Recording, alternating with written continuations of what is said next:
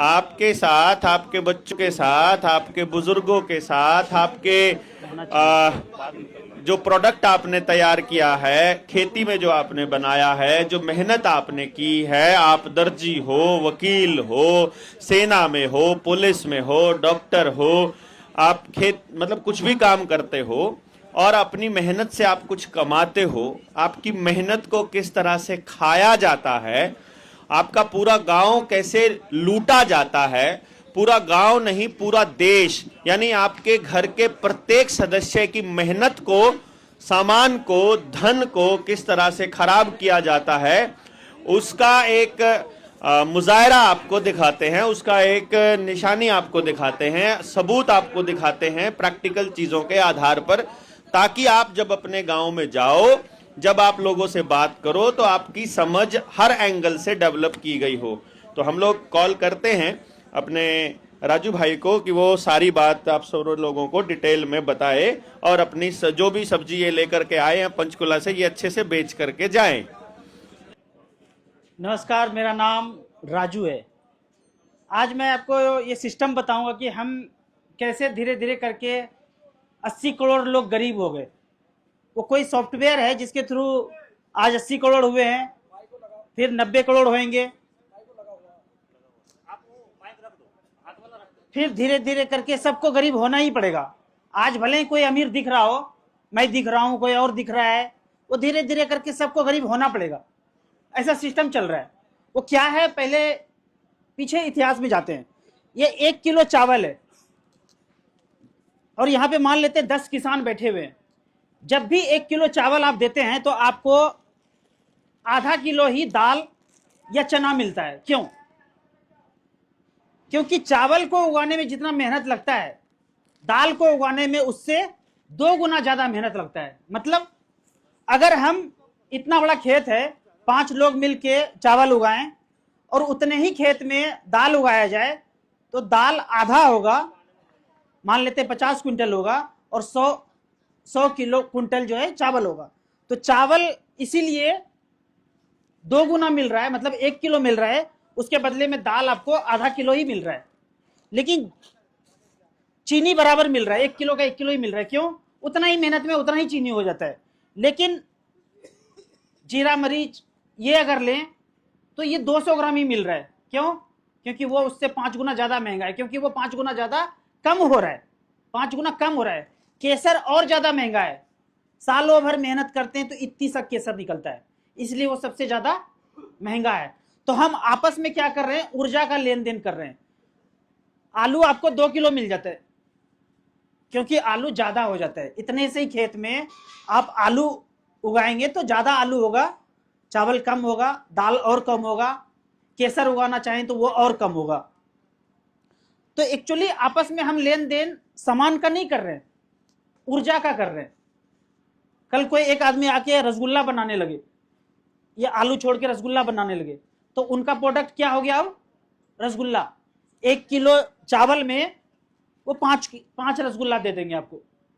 और ये ऐसे ही निरंतर चलता रहा 1600 शताब्दी के पहले, जब तक ईस्ट इंडिया कंपनी यहां नहीं आया था। ये ऐसे ही चलता रहता था।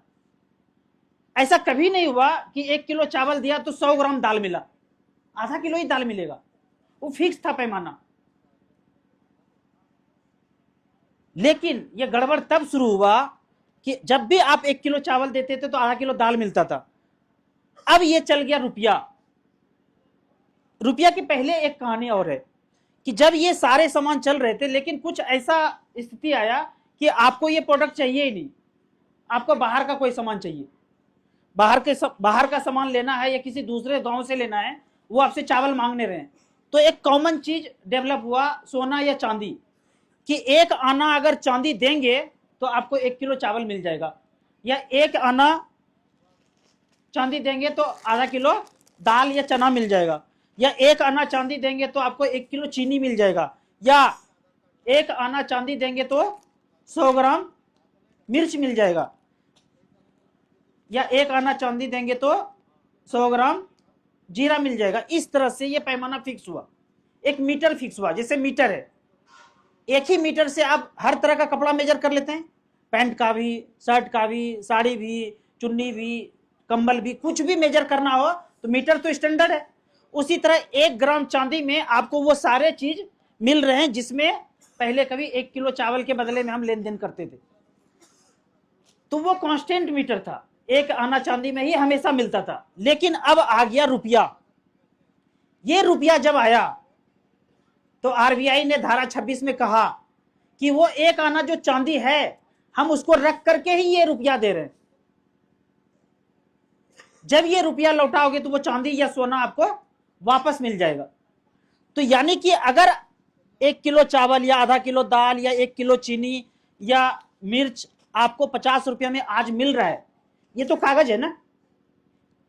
इसका धन जो हमने धन लगाया था वो धन किनके पास पड़ा हुआ है, और ये कागज देके वो धन हम ले सकते हैं। ऐसा जब आरबीआई का गठन हुआ धारा 26 में उन्होंने कहा कि आप लेन देन सोना चांदी में कर रहे हो, वो सारा सोना चांदी हमारे पास रख दो, बदले में कागज ले लो। जब भी आप कागज लौटाओगे तो आपको क्या दिया जाएगा, वो धन जो हम रखे हैं वो आपको दे दिया जाएगा। पहले नोट पे ऑन डिमांड लिखा होता था, on demand at any office. जब भी आप कहोगे, जहां भी कहोगे दे दूंगा। चुपके से 1970 के आसपास वो वर्ड हटा दिया गया, on demand at any office. अब एक और उदाहरण से समझते हैं।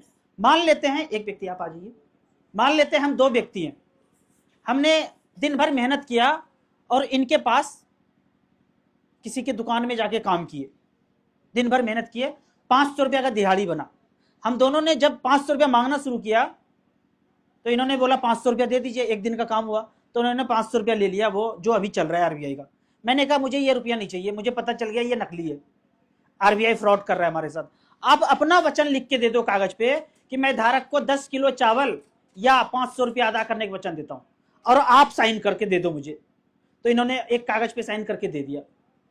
हम दोनों 2 कागज लेके घर चले गए, एक इनके पास 500 रुपया आरबीआई वाला और मेरे पास इनका वचन कि मैं धारक को 10 किलो चावल अदा करने का वचन देता हूं। वो कागज का टुकड़ा दोनों लेके घर चले गए। ठंड का समय था, कहीं पे बीच में बैठ के आग सेकने लगे, दोनों कागज गिर के जल गया आग में, मेरा भी और इनका भी। अब मैं रोते रोते गया कि मेरा तो वो कागज जल गया। तो इन्होंने कहा रो क्यों रहे हो, तुम्हारा धन तो मेरे पास है, ये लो 10 किलो चावल। मैं तो खुशी से झूमता हुआ घर चला गया। अब ये गए कि मेरा भी जल गया, मुझे भी दे दो। तो कह रहे मुझे, मैं तुम्हारा धन नहीं दूंगा, तुम्हारा धन आरबीआई के पास रखा है, वहां से जाके लो। तो आरबीआई इनको क्या देगा? फिजिक्स का नियम है, ऊर्जा कांस्टेंट होता है। हम दोनों ने जो ऊर्जा लगाया वो कहीं ना कहीं ऊर्जा है, उस ऊर्जा के बदले में मुझे क्या मिला? 10 किलो चावल। इन्होंने भी ऊर्जा लगाया, इनको क्या मिलेगा? इनका वचन अगर ये देते तो 10 किलो चावल इनको भी मिल जाता, लेकिन चूंकि इनका वचन आरबीआई ने दिया है तो इनका धन किसके पास है? तो आरबीआई को क्या देना चाहिए? धन। 10 किलो चावल का मान्य नहीं है वहां पे, वहां उन्होंने धारा 26 में लिखा है सोना और चांदी ही दूंगा जब भी दूंगा। कितना दूंगा वो भी मेंशन है। जीरो करने का मतलब है क्या? अभी क्या है, वो बोलते हैं कि जीरो कर दिया। जीरो करने का मतलब है कि 1 किलो चावल लिया और आपको कुछ नहीं दिया। क्या ऐसे आप ट्रांजैक्शन कर सकते हैं कि मैं आपको 1 किलो चावल दूं और एक मुट्ठी उठा के मिट्टी दे दूं आपको चलेगा? क्यों नहीं चलेगा? क्योंकि उसमें कोई मेहनत नहीं हुआ। आपने साल भर लगा के जितना ऊर्जा लगाया इसमें, उतना ही ऊर्जा का चीज होगा, तब आप ये लेन देन करेंगे। 5 रसगुल्ला में आप मानते हैं कि उतना ही ऊर्जा लगा, तब आपने ये दे दिया। 100 ग्राम जीरा में उतना ही ऊर्जा लगा, तब आपने ये उनको दे दिया। उसी तरह 1 ग्राम चांदी को निकालने में, चांदी कहां से निकलेगा? खदान से निकलेगा। तो उसको चलाने के लिए, लगाने के लिए ऊर्जा लगा होगा, मेहनत लगा होगा। तो ये मानते हैं हम लोग कि 1 आना चांदी निकालने में भी उतना ही ऊर्जा लगा होगा जितना कि 1 किलो चावल बनाने में ऊर्जा लगा। ऊर्जा कांस्टेंट होता है, ऊर्जा कभी बदलता नहीं है। अब एक उदाहरण और देता हूं कि मैं ये कहता हूं कि आरबीआई इंग्लैंड का शाखा है आज भी, अभी भी। इसको एक सिंपल उदाहरण से समझ सकते हैं। 2 राजा है, 1947 के रात के 2 राजा हुए। एक हुआ ब्रिटिश इंडिया और एक राजा हुए सुभाष चंद्र बोस जी। दो राजा आपस में लड़ते हैं, इनका अपना सेना, इनका अपना सेना। सुभाष चंद्र बोस जी का अपना सेना आजाद हिंद फौज, इनका अपना सिक्का इन्होंने शुरू किया आजाद हिंद बैंक, आजाद हिंद करेंसी। और इनका ब्रिटिश इंडिया का पहले से सिक्का चल ही रहा था, इनका अपना सेना था ही। तो दो राजा जब आपस में लड़ेंगे, जो हारे जाएंगे उनका सिक्का नहीं चलेगा और जो जीतेगा उनका सिक्का। तो दोनों के टकराहट में कौन मारा गया? सुभाष चंद्र बोस जी मारे गए, आजाद हिंद फौज पूरा खत्म हो गया। तो जो बचा उसी का सिक्का आज चल रहा है। कौन बचा? British India, RBI. आरबीआई का गठन 1934 में हुआ। आज भी आरबीआई चल रहा है, तो किनका सिक्का चल रहा है? अंग्रेज का चल रहा है। इसीलिए जब हम दोनों उनके पास धन मांगने गए, ये कि मेरा 500 रुपया जल गया, मुझे वो धन दे दो, तो आरबीआई बोलते हैं कुछ नहीं दूंगा। क्यों? क्योंकि वो हमारा नहीं है, इंग्लैंड का है। अगर ये सुभाष चंद्र बोस जी का बैंक होता, आजाद हिंद बैंक, आजाद हिंद करेंसी होता, तो वो धन उनके पास होता। अगर ये रुपया जल गया है तो भी वो धन हमें मिल जाता। मान लेते हैं कि आप 1 साल मेहनत किए, मेहनत करके 1 लाख रुपया घर में जमा करते जा रहे हैं। फिजिक्स का नियम है, ऊर्जा कांस्टेंट होता है, ऊर्जा कभी क्षय नहीं होता है, बर्बाद नहीं होता है। तो आपने 1 लाख रुपया जमा कर लिया और एक दिन घर में आग लग गया, वो जल गया। तो जला तो कागज ना, उसका धन किसके पास रखा हुआ है? 1 लाख रुपया का धन वहां पड़ा हुआ है। हम क्लेम करेंगे तो वो धन हमें मिलना चाहिए, पर वो देंगे नहीं। क्यों? क्योंकि वो अपना नहीं है। यही अपना होता, स्वराज होता, पूर्ण स्वराज मिला होता सुभाष चंद्र बोस के थ्रू, तो वो कहते थे कि जल गया है तो भी तुम्हारा धन मेरे पास रखा हुआ है, वो धन मैं आपको लौटा दूंगा।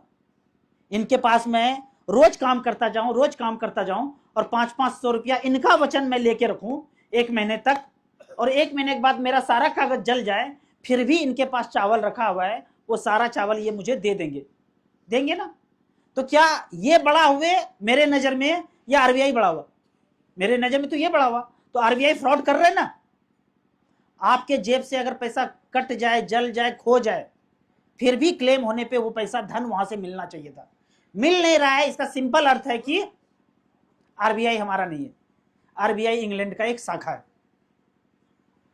थैंक यू, यही बताना चाह रहा था। Thank you.